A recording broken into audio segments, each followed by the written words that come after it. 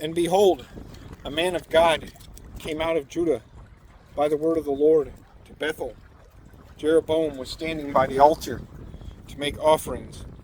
And the man cried against the altar by the word of the Lord, and said, O altar, altar, thus says the Lord, behold, a son shall be born to the house of David, Josiah by name.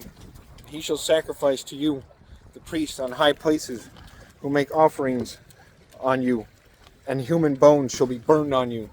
And he gave a sign the same day, saying, This is the sign that the Lord has spoken.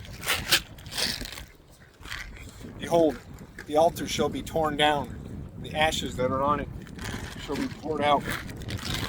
And when the king heard it, when the king heard the saying of the man of God, he cried against the altar at Bethel. Jeroboam stretched his hand from the altar, saying, Seize him. And his hand, which he stretched out against him, dried up, so that he could not draw it back to himself.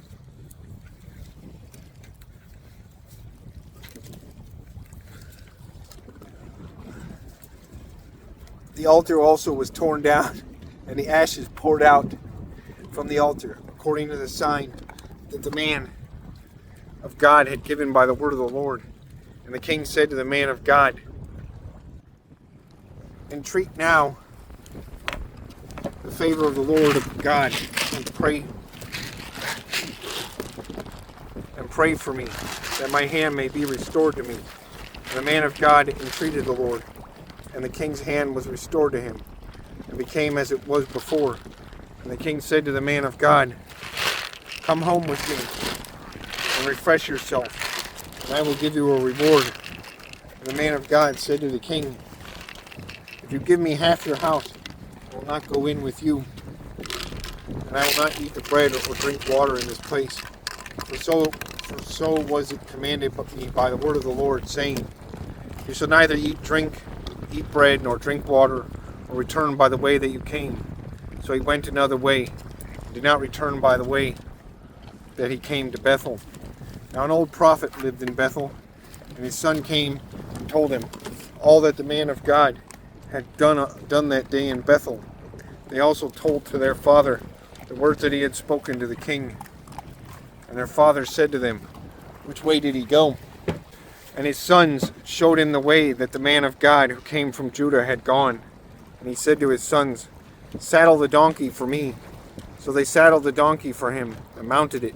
And he went after the man of God and found him sitting under an oak. And he said to him, Are you the man of God who came from Judah? And he said, I am. And he said to him, Come home with me and eat bread. And he said, I may not return with you or go in with you. Neither will I eat bread nor drink water with you in this place. For it was said to me by the word of the Lord, You shall neither eat bread nor drink water there, nor return by the way that you came. And he said to him, I also am a prophet, as you are. And an angel spoke to me by the word of the Lord, saying, Bring him back with you into your house, that he may eat bread and drink water. But he lied to him.